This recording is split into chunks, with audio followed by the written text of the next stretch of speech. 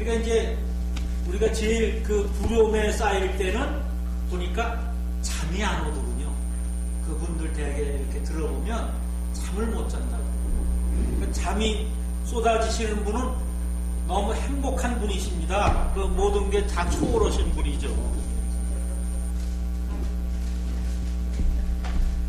자, 그 다음에 이제, 그래서, 부처, 그 다음에, 가 될 때는 어떻게 하고, 그 다음에 벽지불의 몸으로 제대를 어떻게 하고, 그 다음에 성문의 몸으로 제대할 얘기를 어떻게 해라. 그런 얘기가 쭉 나와 있습니다. 그리고 이제 그거를 한번 그 유인물 보시면 제가 그 자리를 한번 설명을 해놨습니다. 15쪽을 봐주십시오. 15쪽. 오늘 나눠드린 15쪽에. 그 다음에 이제 보험천왕이죠. 보험왕서부터.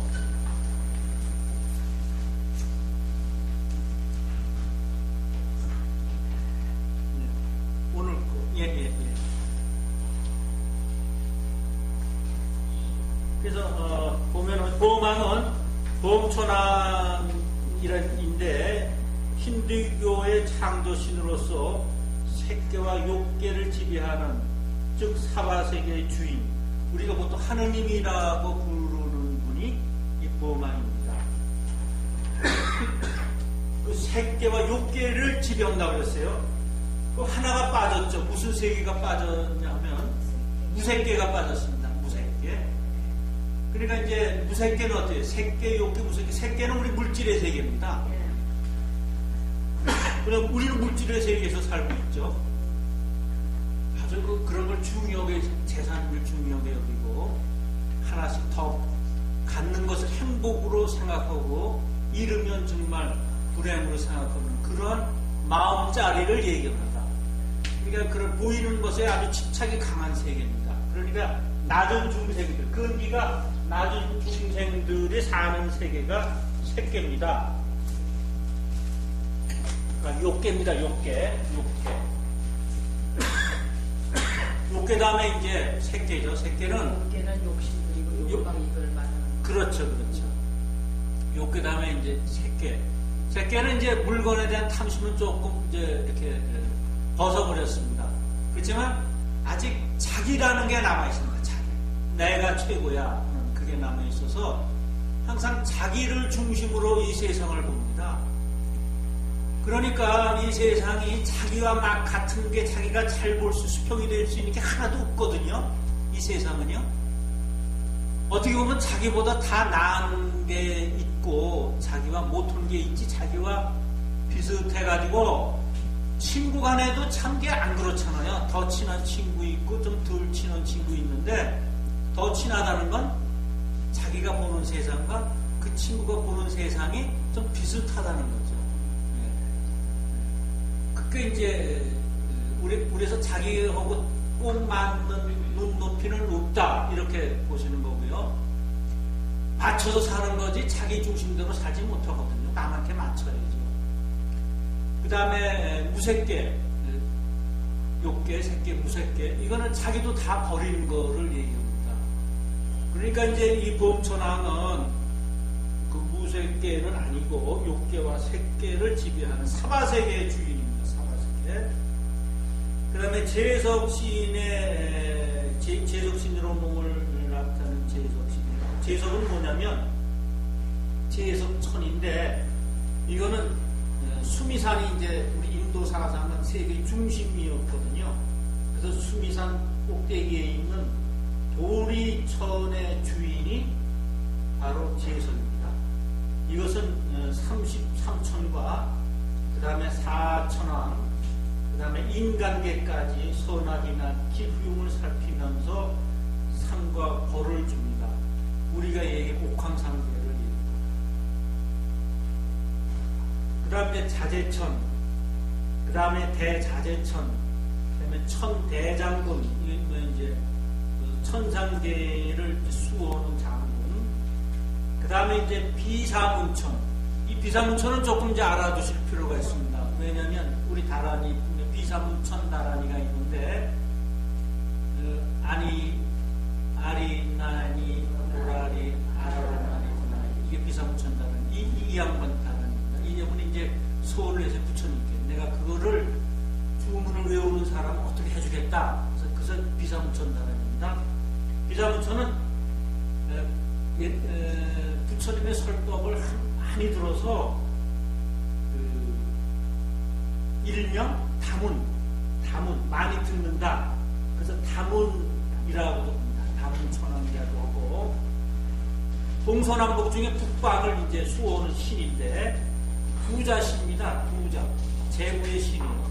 물질과 돈을 갖다 주는 신이에요. 그래서 나찰과 야찰을 많이 거느리고 있습니다. 야차와 나찰이 우리 인간을 괴롭히는 신이지만 이제 부처님께 귀해서 우리를 불법을 보호해주는 그런 신으로 변했습니다. 팔부신 중에 하나죠. 그런데 이 야차와 나찰이 돈을 벌어줍니다. 그러니까는요 회사를 운영하거나 이래도요 야차 나찰이 꼭 있어야 됩니다. 야차 나찰은 관리를 굉장히 잘합니다. 야차 나찰 심부름 잘하고요 관리를 잘해요. 그러니까 왜 이렇게 그런 거를 싫어하는 분이 있잖아요. 요새 같은 왜 세 가지 3D 업종이라 그러는 거. 그건 우리 인간이 만들어냈지. 그것도 근래에 만들어냈지.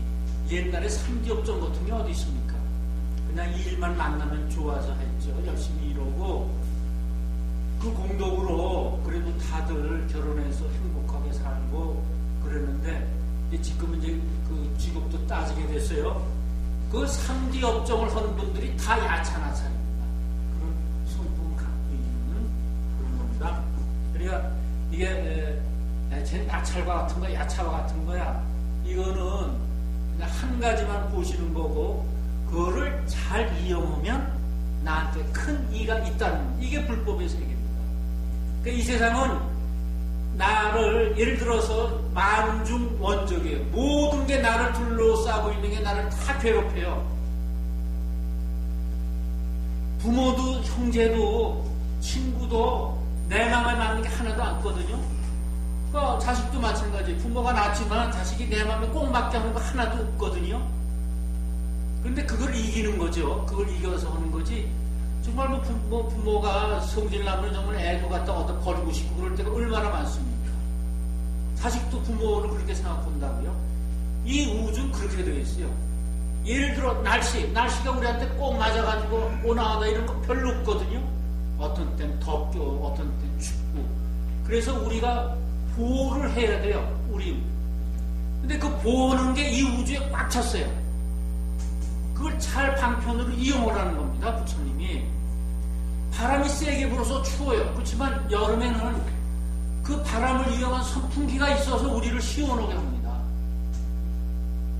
또 풀 같은 게 많이 나면 우리는 그 풀에 대해서 장애도 있고 또 이렇게 좀 어렵잖아요. 근데 그 풀이 있어서 우리가 몸을 가리는 옷도 만들 수 있고 집도 지을 수 있고 다 그렇게 하는 겁니다. 그래서 우리를 이 세상은 괴롭게 하는 존재가 잘 방편으로 이용하면 나를 이롭게 하는 존재다. 이런 걸로 구성되어 있다. 이렇게 생각하시면 이 만물과 우리가 평등하다. 이렇게 생각이 미칩니다. 그래서 이제 비사문천은 항상 도량을 지키고 부처님의 설법을 즐겨 들어서 다문이라는 이름이 붙여졌습니다. 이것은 이제 육천신, 하늘에 있는 6가지 신이라고 해서 육천신까지, 비사문천까지 육천신이라고 그러고, 그 다음에 이제 5인신, 5왕이 있어요. 왕. 이것도 이제 소왕, 장자, 거사, 재관, 바라문. 이게 5 이제 신인데, 이 소왕, 작은 왕, 장자, 거사, 장자는 대개 요새 같은 이제 부자를 얘기하는 것인데, 여기 이때 장자는 돈도 많습니다만 인격이 대단해서 많은 사람들이 존경의 대상이 장자입니다. 장자. 거사 이제 집에 있는 분, 재관은 지금 같으면 이제 뭐 부잣집에 뭐 경리를 본다든가 뭐 궁중에서 뭐 출납일을 본다든가 하는 분이 재관이고, 바라문은 그 이제 바라문교 거기에 이제 종교인 학자를 얘기합니다. 그 다음에 네 부녀신이 있습니다. 여기에는 장자, 거사, 재관, 바라문의 부인들. 그래서 이제 불법에서는요, 이 보살님들, 부인들의 위치를 굉장히 이렇게 높게, 부처님 옛날부터 그러셨어요. 이 부처님의 사상이 참 위대한 거는요, 정말 실상을 보지 않으면 그런 사상을 가질 수 없으셨는데, 그때 지금도 인도가 그렇습니다만, 그 당시 부처님이 태어나실 그 당시에 인도 사회는 4계급으로 아주 엄격했거든요. 더군다나 여자와 남자의 그 차이를, 사회적 신분 차이가 대단했는데, 그냥 그걸 다 깨트리신 분이에요. 그러니까 남녀도 평등하고, 그리고 4계급도 다 부정하셨죠. 인간은 다 평등이다. 근데 누구는 항상 노예로 살아야 되고, 누구는 항상 왕으로 살아야 되고, 그런 거 없다. 이거를 그때 부르짖었으니까 사회적 혁명의 정신적인 그런 걸 제공하신 분입니다. 그래서 우리나라도 불교 국가일 때는, 신라나 고려일 때는 남녀가 평등했고, 특히 여자의 위치가 아주 굳건했습니다. 그래서 화랑의 왕 우두머리가 누굽니까? 신라 시대 때. 근데 원이 아닙니까? 여자 아닙니까? 여자. 물론 관창도 있지만, 남자도 있지만요, 여자가 원한가요? 원하가 화랑의 남자들이 우두머리도 했고, 네. 그리고 재산도 우리 조선시대에 와서 여자가 재산을 못 가졌지, 딸이. 그 전까지 남녀가 똑같았다 그럽니다. 고려시대 때까지. 그런데 요새 이제 어느 학자분이 이제 신문에 났는데, 그 고려가 멸망하게 된 것이 뭐 정치적인 그런 것만이 아니라 기후의 변화로 그렇다. 그런 거를 이제 주장을 하셨어요. 근데 조선시대에도 그런 뭐 이제 이렇게 별 혹성이 막 떨어져가지고 뭐 가뭄이 오래 계속되든가 해일이 계속되든가 해서 뭐 먹을 게 없어서 사람이 많이 죽고, 그럴 때 이제 정변이 일어나고, 뭐 그래서 또 어려움이 있다, 이렇게 푸시는 분이 있는데, 그것도 일리가 있다고 생각을 합니다. 그래서 이제 사부녀신, 이런 해서 모두 33신이 이제 그 몸을 나타내서 관세음보살님이 구원을 해 주신다는 겁니다. 그러면 이제 그런 분들이 정말 형상으로 있어서 뭐 불신이라든가 벽지불이라든가 그런 것보다 우리의 마음자리를 얘기합니다. 눈에 보이는 그 자리도 있습니다만 우리의 마음자리를 얘기하는 것이에요. 그래서 경을 보실 때 항상 이거를 이제 현상, 우리가 잘 이해할 수 있는 현상계로 한번 보시고, 그거를 우리 마음으로, 보이지 않는 세계의 것으로 뒤바꿔서 한번 생각해 보세요. 이제 그렇게 보시면 경 보시는 게 재미가 있으십니다. 여기요. 그다음 고전에 지가 순서가 좀 바뀌었습니다만, 만일 중생이 606페이지 보세요. 606페이지요. 아까 이제 아들, 딸 낳고 그런 얘기 다음에 만일 중생이 관세음보살님께 공명을 예명하면 복이 헛되지 않으리니, 그러므로 중생은 모두 관세음보살의 이름을 받아 지닐 것이니라. 그래서 개영수지 관세음보살 명호니라 이렇게 되어 있어요. 관세음보살 명호, 관세음보살 명호라든가 이런 것은, 명호는 뭐냐면 이제 아주 훌륭하게 살았기 때문에 그분 이름을 누구든지 들으면, 그분이 세상을 떠나도 들으면 참 그분 대단하셨지, 훌륭하셨지, 이런 얘기를 들을 만큼의 훌륭한 일을 하셨을 때 마에 장난이 없어서 칠난과 이 삼독 이런 게 없다 그러십니다.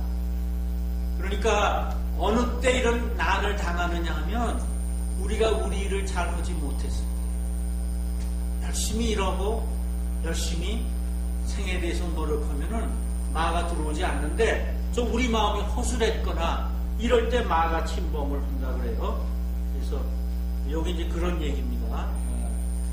그 다음에 야규인이 수지 62억 황하사 보살 명자하고 부진용토록 공양 음식 의복과 와구 의약하면, 그러니까 음식과 의복과 와구와 의약 네 가지예요.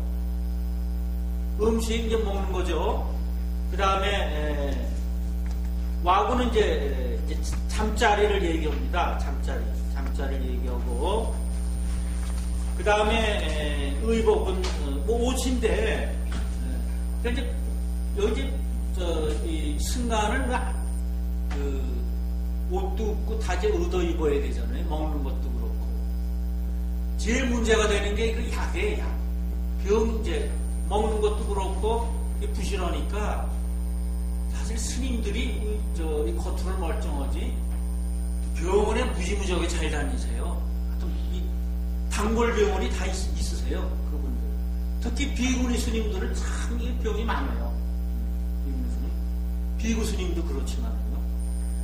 그러니까 이제 밤낮 채식만 하고 뭐 이러니까 뭐 누구 채식하면 뭐 장수하고 뭐 좋다 그럽니다만 사실 좀 가끔 보약도 좀 하고 그래야 되는데 이제 그게 이제 그렇거든요.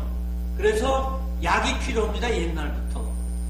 그러니까 이 네 가지는 사부대 중에 한 구성하는 요소도 됩니다만 이 음식과 의복과 와구와 의약은 스님들한테 꼭 필요한 거예요. 그런데 이거를 눈에 보이는 그냥 밥이라든가 옷이라든가 잠자리라든가 약이라든가 이렇게 보면 별로 뭐 이렇게 크게 우리한테 도움되는 게 없습니다. 음식은 뭐냐면 우리가 말을 할 때 남에게 밥을 주듯이 기운이 나게 말을 하라는 거예요. 말을 할 때. 그게 음식이에요. 음식 먹으면 우리 기운 나잖아요. 그렇듯이 네가 말을 해서 그 사람한테 음식이 되게 하라. 음식이 되게. 기운이 나게. 그 다음에 의복은 뭐냐? 의복 우리 몸을 감싸는 거죠. 보호하는 겁니다. 그렇듯이 외로운 사람이 있으면 네가 가서 그 사람을 감싸서 친구가 돼줘라 하는 것입니다. 그 다음에 와구 잠자리라는 것은 뭐냐? 이불처럼 남의 잘못을 드러내지 말고 덮어줘서 그 사람을 따뜻하게 해줘라. 의약은 뭐냐? 이거는 일에 준비하는 겁니다. 항상 준비하는 마음을 가져라. 그런 것이 이제 부처님의 가르침이신 겁니다. 그러니까 이제 우리가 이렇게 해야 부처님은 부처님이 그 실상을 얘기했는데 지금 옷 가져와라 무슨 뭐 음식 가져와라 그거를 얘기하는 게 아니거든요. 이렇게 경을 보실 때 눈으로 보이는 이 현상에 있는 물질을 마음으로 변경해서 그렇게 보시면 경이 정말 재밌고 그 뜻에 접근합니다. 아까 우리 김 선생님이 이제 그러셨잖아요. 그 명상을 할 때 자꾸 잡념이 들어온다. 누구나 이제 그런 거죠. 그게 업에 의해 그렇다. 근데 저는 사실 이분이 불교 허전인 걸지 한 학기 내내 몰랐어요. 근데 오늘 그러시네, 불교시라고. 어떻게 보면 천주교 같은 거기도 하고, 근데 자기 종교를 잘 이렇게 절을 하고 스님들로 가깝다는 건 알았는데, 그렇게 특별하게 난 불교 신자입니다. 이런 얘기는 오늘 들었어요. 한 학기 다니면서도 못 듣고.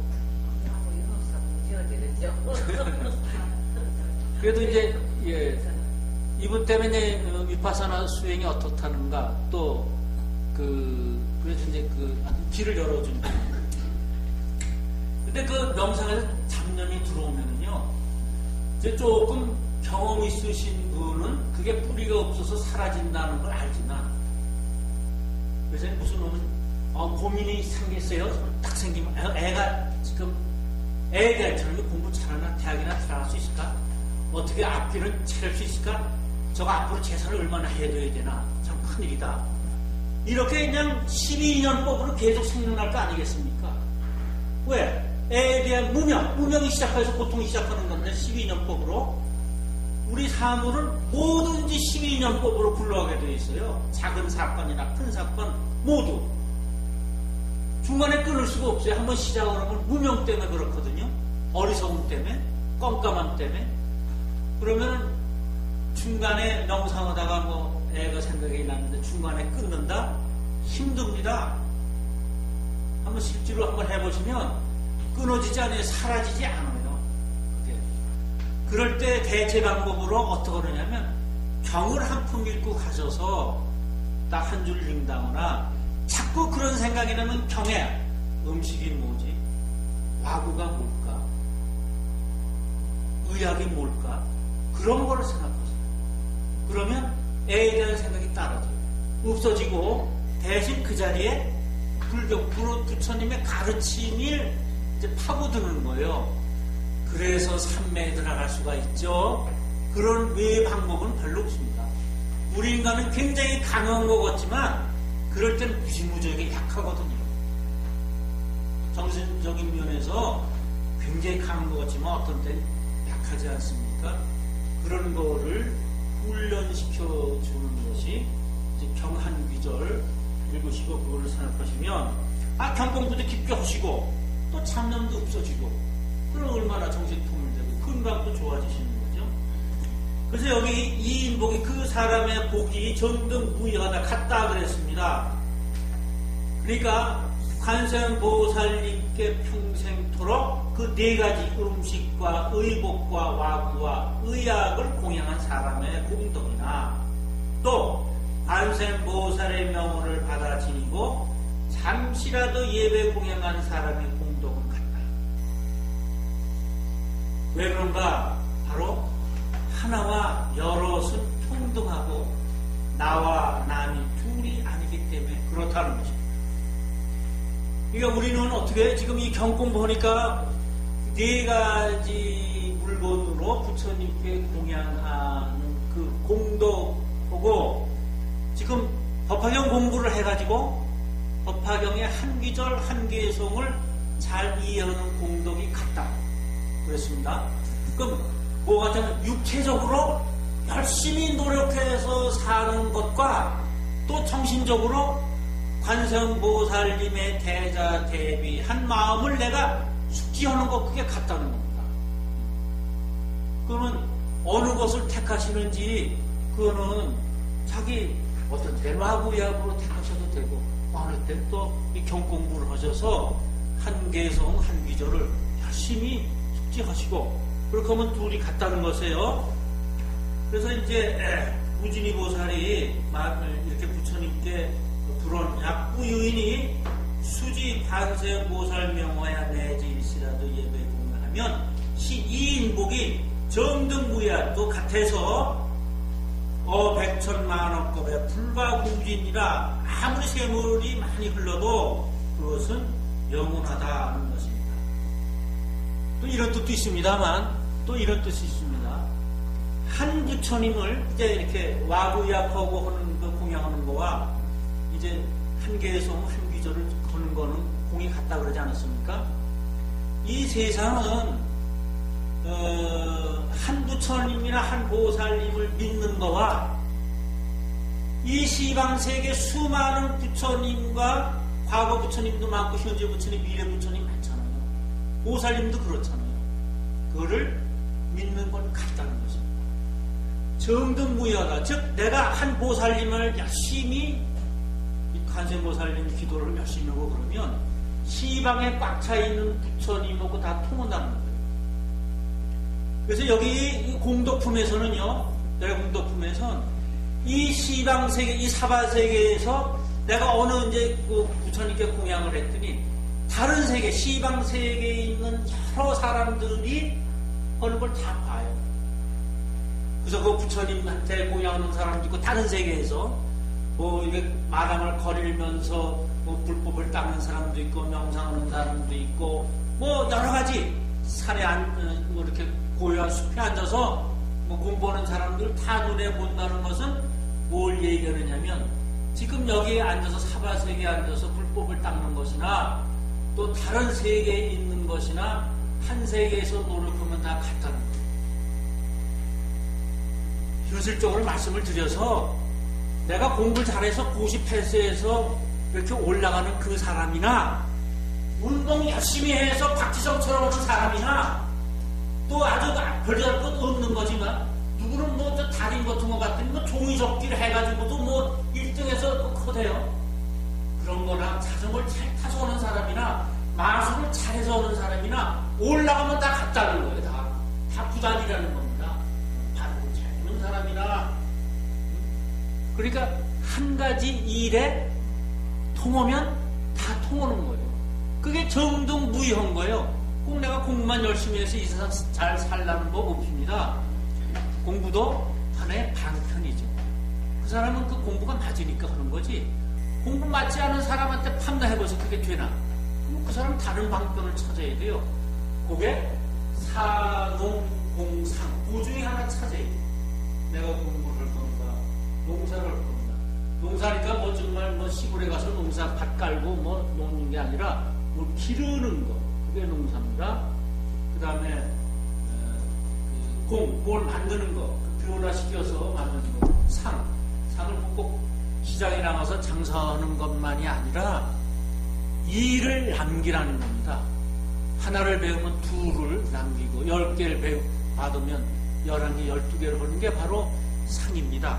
그러니까 말을 하더라도 산업공상은 직업의 구분만이 아니라 말을 하더라도 다른 사람한테 그 말을 들어가면 너무 길러지는 말을 해라.